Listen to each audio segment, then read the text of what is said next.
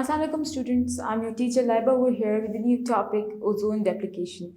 So class, last time आप लोगों को मैंने इस ओजोन डिप्लीकेशन के ऊपर काफ़ी ज़्यादा बड़ा सा लेक्चर दिया था। होप सो आप लोगों को याद हो। सो क्लास, मैं आज फिर से आपको एक लंबा सा लेक्चर ओजोन डिप्लीकेशन के ऊपर भी दूंगी, ग्रीन हाउस इफेक्ट के बारे में भी बताऊंगी, बायोलॉजिकल ऑक्सीजन डिमांड के बारे में, एसिड रेन के बारे में भी बताने की पूरी कोशिश करूंगी। सो आज का लेक्चर थोड़ा सा बड़ा और कॉम्प्लिकेटेड होने वाला है। ओजोन लेयर के बारे में आपको पहले से पता होगा, तो मैंने पहले से बताया, तो इसको डिस्कस हम दोबारा भी कर लेंगे। It's not a big deal for me, I will do that for you. So hope so आप लोग रेडी हैं, और अभी हम लोग करने जा रहे हैं ओजोन डिप्लीकेशन का प्रोसेस।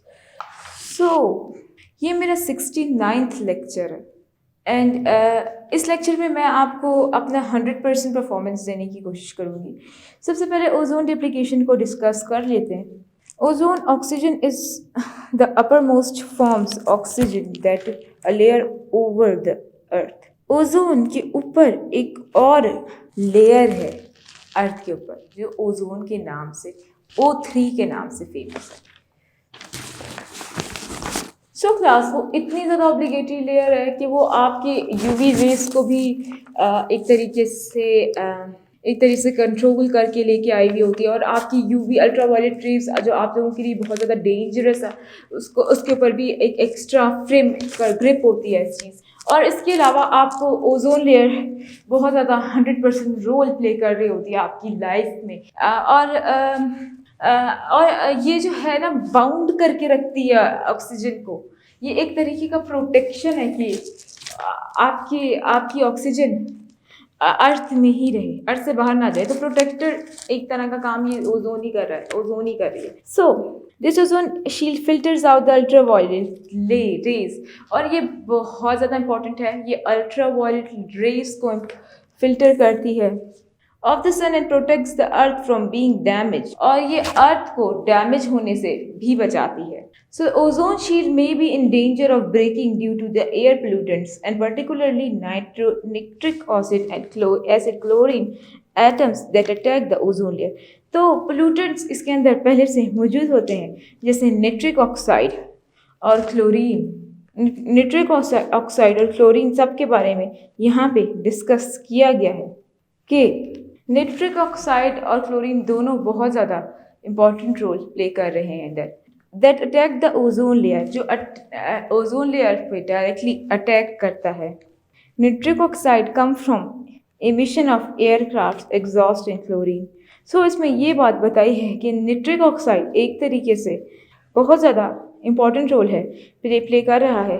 एयरक्राफ्ट जो मौजूद होते हैं, जो क्लोरीन के मतलब के साथ मिल के अब एक तरह की गैस, क्लोरीन गैस, जो पोल्यूटेंट बना रहे हैं, एस्ट्रॉल पोल्यूटेंट्स कहलाते हैं, वो क्लोरोफ्लोरोकार्बन्स किस फॉर्म में मिलते हैं। यानी कि अक्सर आप लोगों ने फ़ज़ा में उड़ते हुए जहाज़ों को देखा होगा, उसके अंदर ये एयरक्राफ्ट्स में क्लोरीन गैस भी डाली जा रही है। जहाँ पे ये क्लोरीन गैस हवा में उड़ते हुए फ़िज़ा एयरक्राफ्ट्स जो तेज़ उड़ रहे होते हैं हवा में, तो वो उनके ऊपर एक नेगेटिव रोल प्ले कर रहा है। यानी कि आप जैसे ही एयरक्राफ्ट इस अर्थ की इस सतह पे होंगे और ये गैस निकाल रहे होंगे, तो ये डायरेक्टली इसको अफेक्ट करेगा और इसके अंदर सुराख बन जाएगा। आ रही होगी समझ। अर्थ के अंदर एयरक्राफ्ट जो है वो चलाया जा रहा है। अक्सर क्लोरीन गैस के ज़रिए आप लोगों ने हवा में बहुत ज़्यादा खूबसूरत कलर्स देखे होंगे, जैसे कि प्रिंस चार्ल्स की शादी में ऐसा हुआ था कि पाकिस्तानी एयरक्राफ्ट्स ने उनको सलाम दिया था, तो वो ग्रीन कलर का एक तरीके का क्राफ्ट था, तेज़ी से गया और एक लाइन सी सलाम के लिए ये दी कि पाकिस्तानियों की तरफ से आपकी शादी मुबारक हो। सो क्लास, ये भी एक तरह वो गैस थी जो ओजोन डेप्लीकेशन के काम आती है, जो ओजोन डेप्लीकेट कर रही होती है। Sun rays reach to our earth in form of visible light. तो सन हमारे तक पहुंचता है, यानी कि सन एक तरह की रेज इमिट कर रहा होता है, जो एक तरह की लाइट होती है, This heat energy absorbed by Earth radiate back, thus the Earth remains in balance. So ये UV रेज एक तरीके से फिल्टर होती है, और जो खराब रेज है, ये जो सन दे रहा है रेज, फिर वो ये वापस इसको डिप्लीकेट करती ताकि वो रेज आते ही हट जाए, क्योंकि वो सारी ज़िंदगी के लिए ठीक नहीं है। और अल्ट्रा वायलेट रेज बहुत ज़्यादा ख़तरनाक है, इससे स्किन कैंसर्स हो रहे हैं, और इसके अंदर इससे बहुत सारी बीमारियां भी हो रही हैं। ओजोन शील्ड में be in danger of breaking. So अभी यहाँ पे ये बात है कि हम लोगों ने इतनी पोल्यूशन मचाई हुई है कि अब वो शील्ड टूटने वाली है, due to pollutants particularly nitric oxide and fluorine atoms.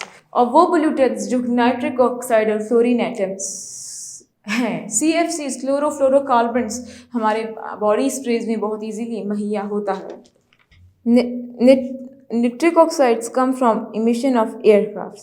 सो यहाँ पे क्लास एक और बात बताई है, the heat is absorb by the earth radiate back to, thus temperature of earth remains in balance. और इस बात से ये पता लगता है कि जब ये इमिशन वगैरह हो जाती है और ये रिफ्लेक्शन काम आ जाता है, तो ये एक तरीके से बहुत ज़्यादा प्रॉस्पेरियस किस्म का एक रोल प्ले कर रहा है। From burning of fossil much carbon dioxide is produce. So आग लगाने की वजह से भी कार्बन डाइऑक्साइड बहुत ज़्यादा प्रोड्यूस हो रही है। सो क्लास हम लोग इस टाइम ग्रीन हाउस इफेक्ट की बात कर रहे हैं। ग्रीन हाउस इफेक्ट जो है वो टेम्परेचर का अचानक से राइज हो जाने को कहते हैं, ठीक है।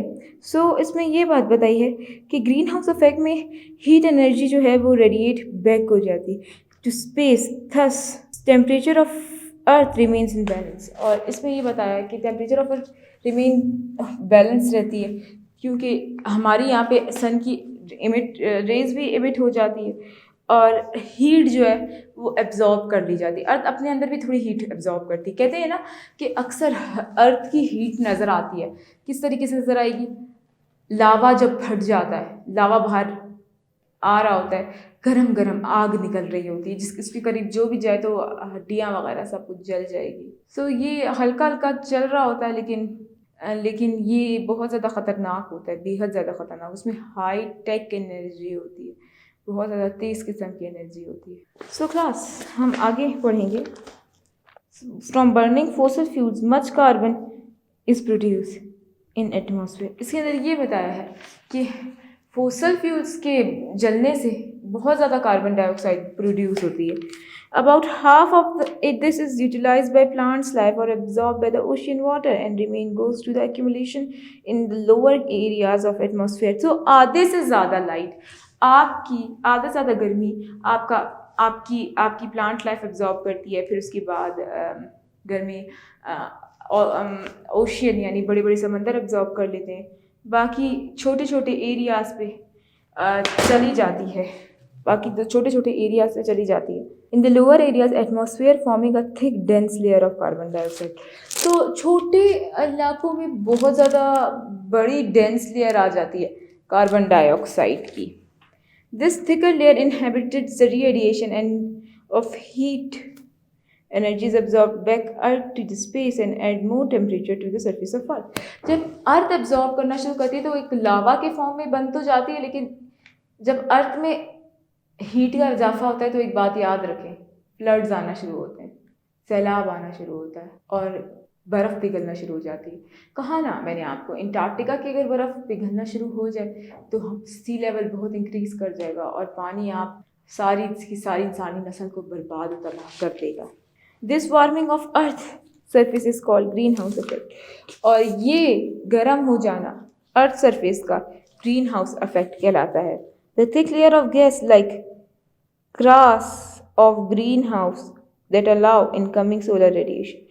So बहुत मोटी सी grass of greenhouse allow incoming solar radiation but prevent emission of outgoing heat waves. So ये जो greenhouse के अंदर plants उग रहे हैं, grass उग रही है, वो जो है radiations को और enhance कर रहा है और waves हमारी बहुत ज़्यादा ख़तरनाक रोल प्ले कर रही है। यानी ग्रीन हाउस इफेक्ट एक तरीके से ग्रीन हाउस हम लोगों ने खुद ही बनाए हुए हैं, उन्हीं की बात हो रही है कि वो हीट एनर्जी को ज़्यादा करने के काम आ रहे हैं। मैंने अपने पिछले लेक्चर में इसके ऊपर बहुत बड़ी डिटेल दी थी, क्लास आपको याद होनी चाहिए। यहाँ पे ग्रीन हाउस का जिक्र इस तरीके से किया है कि हर एक के घर में ग्रीन हाउस मौजूद है, आप लोगों के घर में भी मौजूद होगा। जिनके घर में गार्डन्स होते हैं वो अपने घर में ग्रीन हाउस ज़रूर बना दें कि उनको अपने प्लांट्स को झड़ने और प्लांट्स को बर्बाद होते नहीं देख सकते हैं ना, क्योंकि ऑब्वियसली खूबसूरत सी चीज़ है अल्लाह की, और खूबसूरत की चीज़ सी चीज़ है अल्लाह की, वो क्यों उसको बर्बाद करेंगे। बात सिर्फ इतनी सोचने की है कि पोल्यूटेंट्स बहुत ज़्यादा हो गए। Biological oxygen demand BOD, its measure of air of water pollution, ये वाटर पोल्यूशन से मेजर की जाती है। To sewage and other organic matter, तो सीवेज का प्रोसेस और दूसरा ऑर्गेनिक मैटर भी इसी के पास ही होता है, यानी कि water measure of water pollution level due to sewage and other organic matter, biological oxygen demands BOD. So BOD, biological oxygen demand, एक इंसानी ज़िंदगी के लिए एक मेजर लगाया है। वाटर पोल्यूशन लेवल के अंदर भी इस चीज़ का मेजर है कि दूसरा ऑर्गेनिक मैटर क्या रोल प्ले कर रहा है और हम लोग क्या रोल प्ले कर रहे हैं।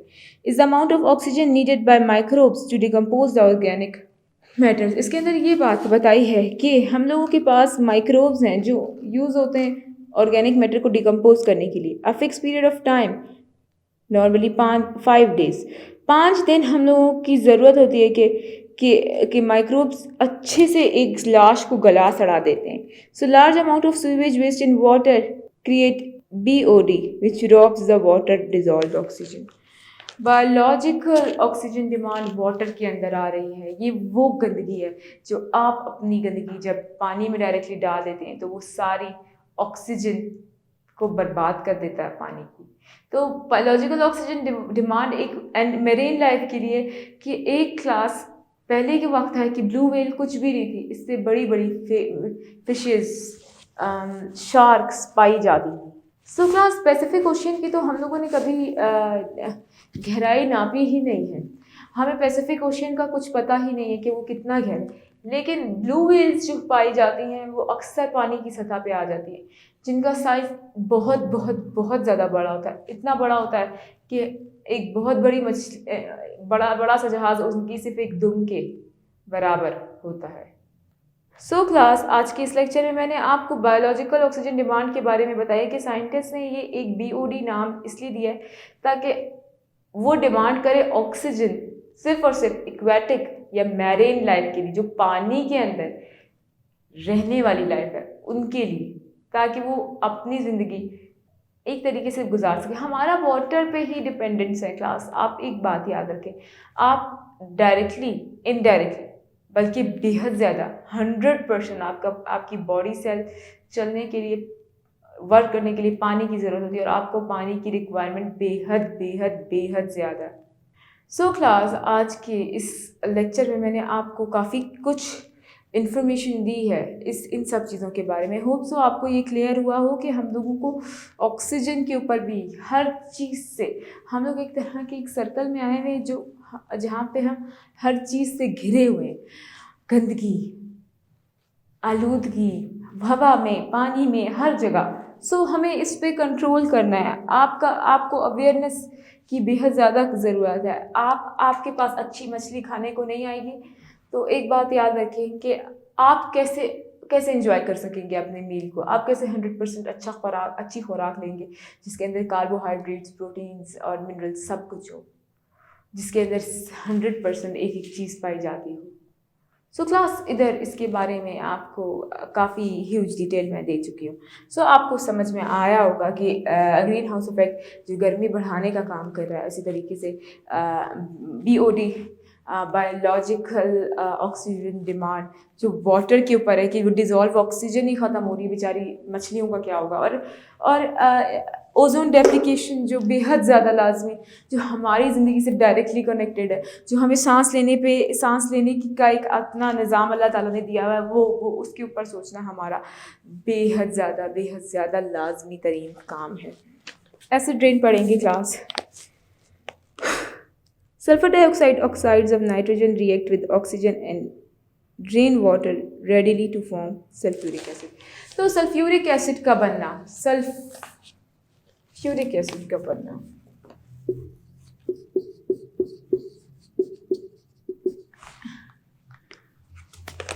यहाँ पे एसिड रेन की बड़ी ज़बरदस्त सी बात की गई है। एसिड रेन यानी कि कुछ सल्फ़र ऑक्साइड्स होते हैं जो ऑक्सीजन के अंदर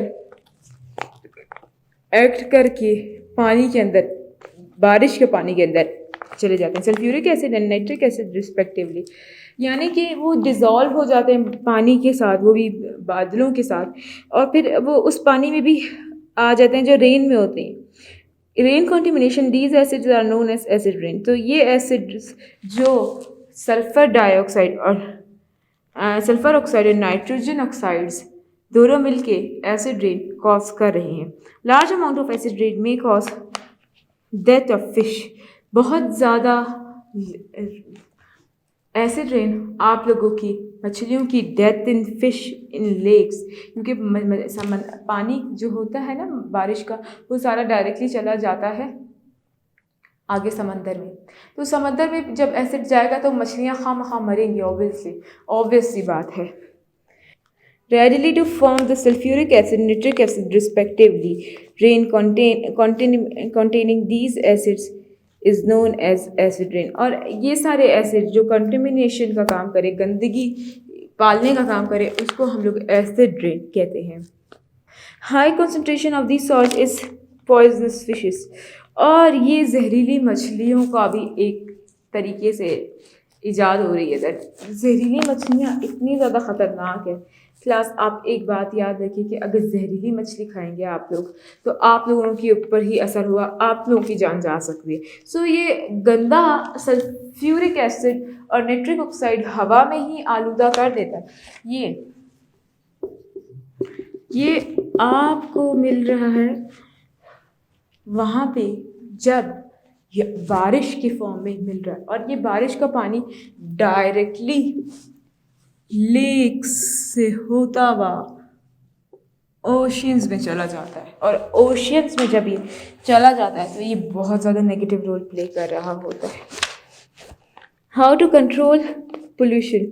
सम of the important measures to be taken for pollution control are. बहुत ज़्यादा इम्पॉर्टेंट मेजर्स लिए जाते हैं पोल्यूशन को कंट्रोल करने के लिए। तो उनमें से सबसे ज़्यादा इम्पॉर्टेंट ये है use of lead and free sulphur fuels. इसमें ये बात बताई है कि हम लोग लीड का इस्तेमाल करते हैं, लो सल्फर फ्यूल इस्तेमाल करते हैं, जिसकी वजह से एसिड रेन होती है। यानी कि अगर हम लो सल्फर फ्यूल्स इस्तेमाल करेंगे तो सल्फ्यूरिक एसिड ऑब्वियसली रिलीज़ होगा, और जब वो रिलीज़ होगा तो वही हमारी इन्वायरमेंट के अंदर बहुत ईजीली जा सकता है। Use of lead and low sulphur fuels, appreciate use of environment friendly products.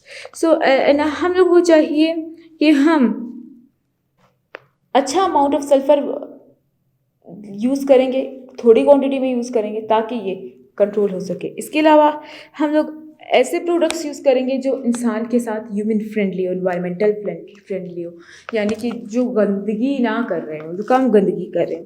Natural gas and liquefied petroleum. So liquefied साफ वाला प्योर फॉर्म ऑफ पेट्रोलियम हमें इस्तेमाल करना चाहिए। नेचुरल गैस इस्तेमाल करनी चाहिए। Gas in place of high speed diesel fuel and oil. और हम हाई स्पीड के लिए डीजल के अलावा फ्यूरेंस ऑयल का इस्तेमाल कर लेना चाहिए ताकि वो सेहत के लिए ख़राबी ना पैदा करे। Use of wet scrubbers on chimneys and power plants to remove sulphur dioxide.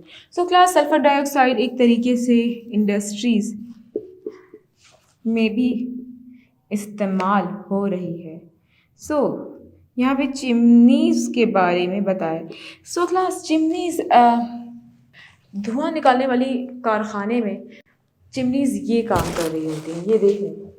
So class यहाँ पे आप लोगों का जब धुआं ऊपर की तरफ रिवॉल्व करेगा तो एक बात याद रखिएगा कि धुआं यहाँ पे अगर कोई जाली की चीज़ लगा दी जाए तो वो इसके ऊपर अटैच होके फिर रिफाइंड फॉर्म ऑफ धुआं बाहर निकालेगा। और जो रिफाइंड फॉर्म ऑफ धुआं होगा वो जब बाहर निकलेगा तो ये यहाँ पे रुक जाएगा। बहुत ज़्यादा कालक और गंदगी जो सब कुछ होगी उसको निकाल के हम लोग डस्टबिन में डाल देंगे। जो सल्फ़र डाइऑक्साइड होगी वो थोड़ी हल्की या कम रिलीज़ होगी एज़ कम्पेयर टू जब चिमनीज़ के बगैर, तो कुछ ना होने से कुछ ही बेहतर है। Adequate maintenance of auto vehicle proper injection, और व्हीकल्स के अंदर प्रॉपर इंजेक्शन ऑफ फूड का करना है, यानी कि अगर कोई गाड़ी ख़राब है तो उसके अंदर धुआं ज़्यादा निकल रहा है तो वो भी आपको फ़ौरन से ठीक करवाना होगा हमें। Installation of heavy process of industry far from polluted areas. So polluted area से जो हैवी इंडस्ट्रीज़ हैं जो उनको दूर रखना होगा। और minimum use of non biodegradable products, बहुत ज़्यादा कम यूजेज करना होगा हमें नॉन बायोडिग्रेडेबल प्रोडक्ट्स का। बायोडिग्रेडेबल जो पानी के साथ हल हो जाते हैं, वो नॉन बायोडिग्रेडेबल जो पानी के साथ हल नहीं होते, फिर हम उनको जलाते हैं और फिर क्या होता है आपको तो पता है। ऑक्सीजन, यहाँ पे पोल्यूशन बारिश के पानी तक पहुँच गई तो क्लास सोचें आप कितने ज़्यादा खतरे में। Minimum use of non biodegradable products और use of narrow spectrum biocides. So इसमें नैरो स्पेक्ट्रम बायोसाइड्स का जिक्र किया गया है कि वो इस्तेमाल करें। इसके अलावा installation of sewage treatment in plants. So sewage treatments हम लोग अपनी नालियाँ सारी प्लांट्स को अगर क्यों नहीं दे देते, और जो हमें गंदगी जो हम लोग को मिल रही है वो एक तरीके से प्योर फॉर्म में एक तरीके से इस्तेमाल हो जाएगी, प्लांट्स इस्तेमाल कर लेंगे। Maximum possible arrangement of for recycling of waste, और इसके अंदर ये बताया है कि हमें मैक्सिमम पॉसिबल अरेंजमेंट बनानी होगी ताकि रिसाइकल हो सके waste. Use of incinerators to handle the manipulate and hospital solid waste. इसमें ये बात बताई है कि हम लोगों को सॉलिड वेस्ट जो हॉस्पिटल से आ रहे होते हैं और ऐसी चीज़ें इस्तेमाल करनी चाहिए जो सल्फ़र डाइऑक्साइड और नाइट्रिक ऑक्साइड ज़्यादा कंटेन करती ही ना हो, ताकि हम एसिड रेन को कॉज कर सकें, वो ख़त्म कर सकें। एसिड रेन बहुत ज़्यादा ख़तरनाक चीज़ है क्लास। अक्सर एसिड रेन होती है तो वो आपकी घरों की छतों को भी ख़राब कर देती है, और एसिड रेन पूरे दरख्तों को जो बहुत तेज़ फॉर्म में होती है वो इतना ज़्यादा तेज़ाब होता है कि उसके ऊपर अंदर स्किन भी जल जाती है, स्किन की बीमारियां भी हो जाती हैं। और पानी जब आ रहा होता है बहुत ज़्यादा तो आप किसी जगह जंगल वगैरह में देखें एसिड रेन हो रही होती है, अमेज़ॉन की कुछ जंगलों में हुई हैं, तो अमेज़ॉन में जिस पार्ट में हुई थी तो वहाँ के सारे ट्रीज़ बर्बाद हो गए। तो जब वो दरख्तों को भी बर्बाद करे, यानी कि इंसान एक तरीके से इतनी ज़्यादा आलूदगी फैला रहा है कि वो बारिश के ज़रिए बरसती रही है आलूदगी। Conservation, it is necessary to protect and preserve the natural resources to maintain a stable balance in ecosystem. तो हमारा बहुत ज़्यादा इम्पोर्टेंट काम है कि हम इन सब से कंजर्वेशन का काम करें। ये बहुत इम्पॉर्टेंट है कि हम अपनी इन्वायरमेंट को यानी सोसाइटी को प्रोटेक्ट करें और इसको मेंटेन रखें, उस पर एक बैलेंस रखें। For benefit of Mankind natural resources में बी रिवर्नेबल और नॉन रिवर्नेबल रिसोर्स। तो सोसाइटी में बैलेंस हो रहा है थ्रू रिवर्नेबल और नॉन रिवर्नेबल रिसोर्सेज के जरिए। सो रिवर्नेबल रिसोर्सेज एंड नॉन रिवर्नेबल रिसोर्सेज हम लोग पढ़ेंगे अभी ही। Renewable natural resources, these are the resources which never duplicate and natural cycles constantly replace these material. Air, water, forest and soil. So क्या क्लास रिवर्नेबल रिसोर्सेज वो होती है जो रिसाइकल की जा सकती है, तो जो आप दोबारा से इस्तेमाल कर सकते हैं। रिवर्नेबल रिसोर्सेज हमें चाहिए कि हम रीन्यूएबल जो दोबारा से रिसाइकल की जा सकती है। रिसाइकलिंग का आपका प्रोसेस आपने देखा होगा कि अक्सर हम कागज़ लेते हैं और सफ़ेद कागज़ को येलो कागज़ में कन्वर्ट कर देते हैं, वो रिन्यूएबल होते हैं या वो इसको न्यूएबल, यानी कि ये एक नए किस्म की फॉर्म है। जब आपको येलो कागज़ जो मिलता है वो इस तरह का होता है, इस पर इंक थोड़ी फैलती है लेकिन वो काम तो वही कर रहा होता है, आप उस पर बॉल पेन से लिख सकते हैं। सो वो भी एक तरीके के कागज़ हैं जो रिन्यूएबल किए जा सकते हैं। Air, water, forest, soil, wild life. तो ये सब चीज़ें हैं जो अपनी जगह चेंज कर सकते हैं, रिप्लेस कर सकते हैं इनको, और अपनी इन मटेरियल्स को अच्छे से एक जगह से दूसरी जगह पहुंचा सकते हैं, और ये हर जगह पे इस्तेमाल हो सकते हैं, यानी कि ये रिसाइकल भी हो सकते हैं। Non renewable the resources that duplicate और destroy can not reuse. So non renewable है कि एक रीन्यूएबल चीज़ें हैं जो हम दोबारा इस्तेमाल करे जा सकते हैं, और नॉन रिन्यूएबल जो कभी दोबारा इस्तेमाल नहीं हो सकती। जैसे कि एक बार पेट्रोल जला दिया तो उसको दोबारा से हम लोग रीन्यू नहीं कर सकते कि हम लोग दोबारा से उसी पुराने पेट्रोल को वापस हवा से लेके वापस बना रहे हैं। सो नो, ये पॉसिबल हो ही नहीं सकता। फॉर एग्जाम्पल, इसकी एग्जाम्पल है फोसल फ्यूल मिनरल्स।